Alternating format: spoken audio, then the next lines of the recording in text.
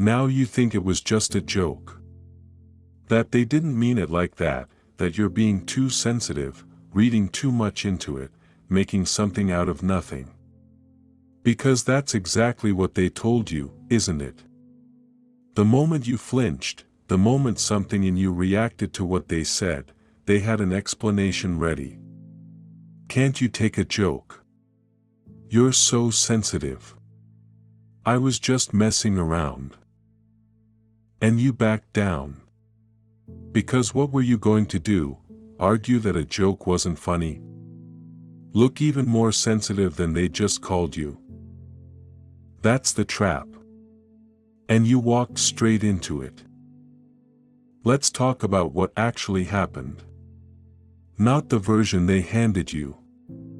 The real one. They looked at you, found something you care about, your appearance, your intelligence, your past, your insecurities, and they aimed at it. Casually, smiling, in front of people, or alone, or disguised as a compliment with a blade inside it. You look nice. I didn't recognize you with your hair done. That's actually a really good point. I'm surprised. You're funny for someone who doesn't usually get it. None of that is a joke. That is a precision strike dressed in a punchline. And here's what it did. In that one moment, that one supposedly throwaway comment, they shifted something. Your footing got a little less certain, your confidence took a hit you weren't prepared for. And they watched it land and filed it away. You didn't overreact. You reacted exactly correctly to something that was designed to hurt you. The joke was never the point. You were. Let's get into it. Because negging isn't clumsiness. It isn't someone with poor social skills who doesn't know how to give a compliment. That's the version they need you to believe. The real version is colder than that, and it's been running on you for longer than you've wanted to admit. Negging is a destabilization tool. Full stop. It exists for one reason, to keep you slightly off balance, slightly uncertain, slightly hungry for their approval. Because when you feel confident and secure in yourself, you're hard to control. You push back, you walk away, you don't need the validation.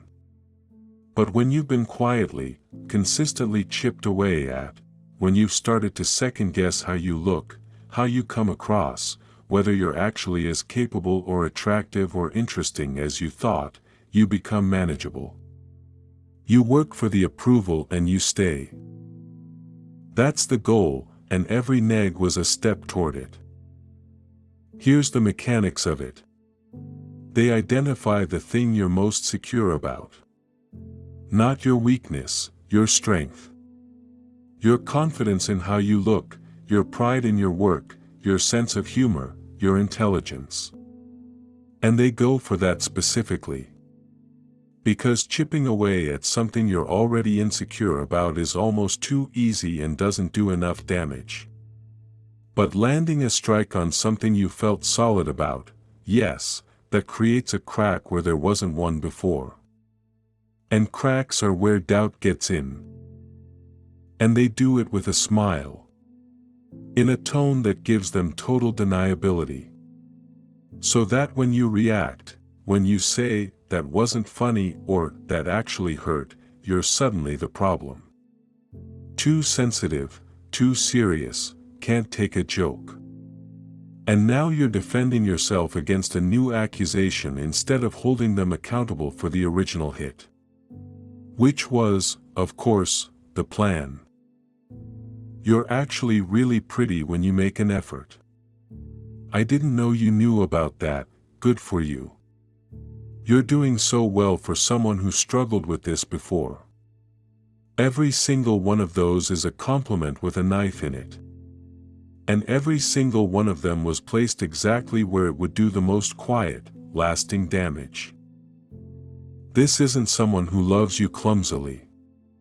This is someone who studied you and then used what they found. And they called it humor so you couldn't call it what it was. I'd like to ask you something. And I need you to actually answer it honestly, not just let it pass. When did you stop walking into a room like you owned it? When did you start checking yourself in the mirror one more time before you left, not because you wanted to, but because something in you needed to make sure? When did you start second-guessing the thing you were about to say before you said it, editing yourself down, pulling back, deciding it wasn't worth the risk of landing wrong? Because let's be honest, you didn't used to do that, and you know it. Let's talk about what negging has actually done to you. Not the individual comments, the accumulation. Because that's how it works. No single neg breaks you.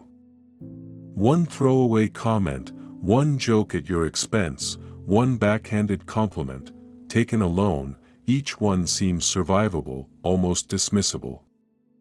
But stack them up. Stack up every small strike over every week and month of this relationship and look at the architecture of what's been built inside you without your permission. Your confidence. The real kind, the kind that used to be just there, quiet and solid, not something you had to think about or maintain. That's gone. Or it's so buried under their commentary that you can't access it without fighting through a wall of their voice first. You're doing so well for someone who struggled with this. You look nice when you actually make an effort. That's actually a good point, I'm impressed.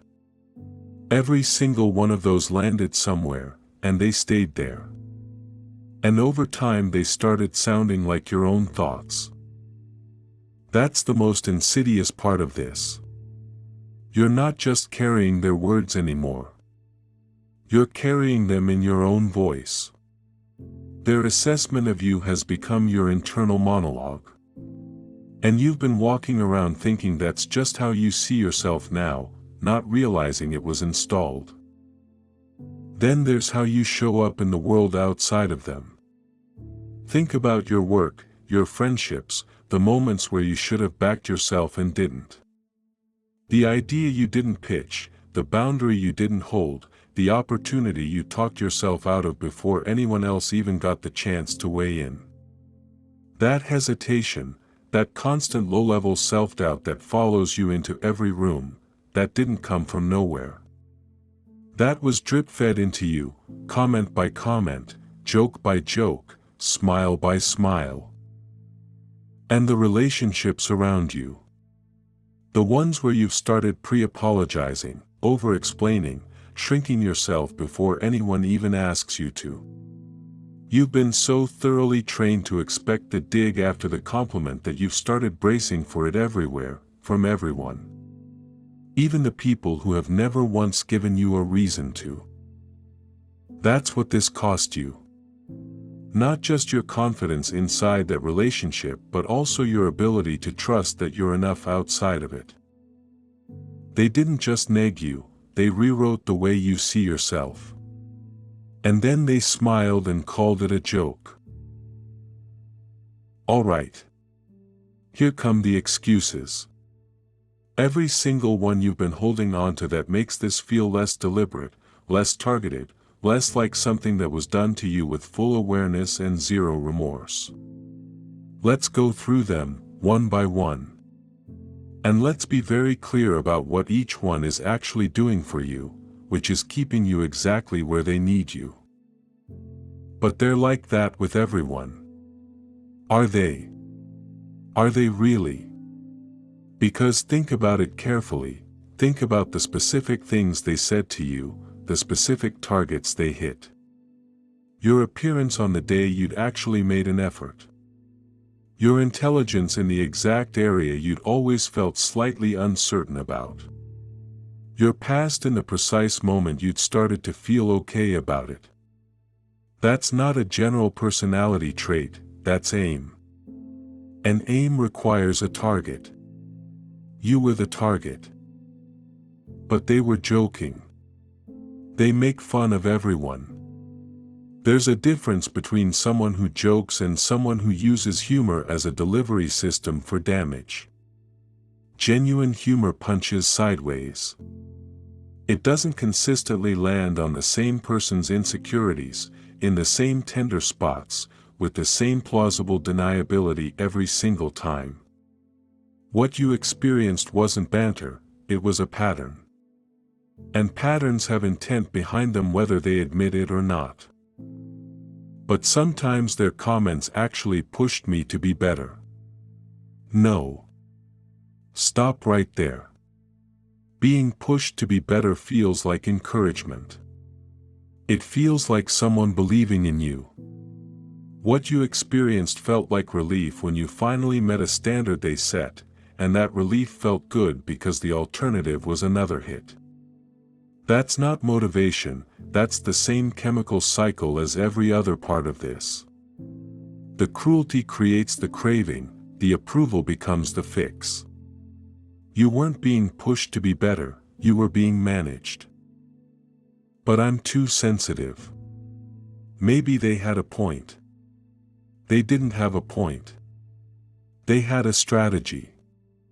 And, "You're too sensitive" is the oldest exit door in the playbook, the one that closes down your reaction before it can hold them accountable. You are not too sensitive, you are someone whose sensitivity was identified, targeted, and then used as the reason you couldn't complain about being targeted. That's not a character flaw, that's a trap with your name on it. But they always apologized eventually. After you reacted. After you pushed back hard enough. After the damage was already sitting in you like a splinter. An apology that comes after you've bled enough to make them uncomfortable isn't remorse. It's maintenance. And you deserved better than being maintained. All right. Let's finish this. You came into this relationship knowing who you were. You had a sense of yourself, not perfect, not untouchable, but yours. Solid enough, real enough. And somewhere along the way, through 100 small strikes disguised as jokes, disguised as teasing, disguised as just the way they are, your solidity got hollowed out. And you've been walking around in the shell of it ever since, wondering why nothing feels as certain as it used to. Now you know why. And here's what I need you to understand right now. Every doubt you have about yourself that wasn't there before them, that's theirs, not yours. Every hesitation, every extra check in the mirror, every idea you didn't pursue, every room you walked into smaller than you should have, that's the accumulated weight of what they did to you. And you've been carrying it like it belongs to you. It doesn't, it was never yours. Look, here's what happens now. You stop laughing at the jokes that aren't jokes. You stop explaining away the comments that land wrong because they were designed to land wrong. You stop handing your self-worth to someone who has shown you, clearly, repeatedly, with a smile on their face, that they will use it against you the moment it suits them. And you start taking back what was taken. Not dramatically, not with a confrontation they'll twist into further evidence that you're too sensitive. Just quietly, internally. You start noticing the voice in your head that sounds like them and you start questioning it instead of obeying it. Because that voice is not your conscience. That voice is not the truth, that voice is the residue of someone who needed you smaller than you are. You are not too sensitive, you are not too much, you are not the punchline. You never were. The talk is over. The rest is yours.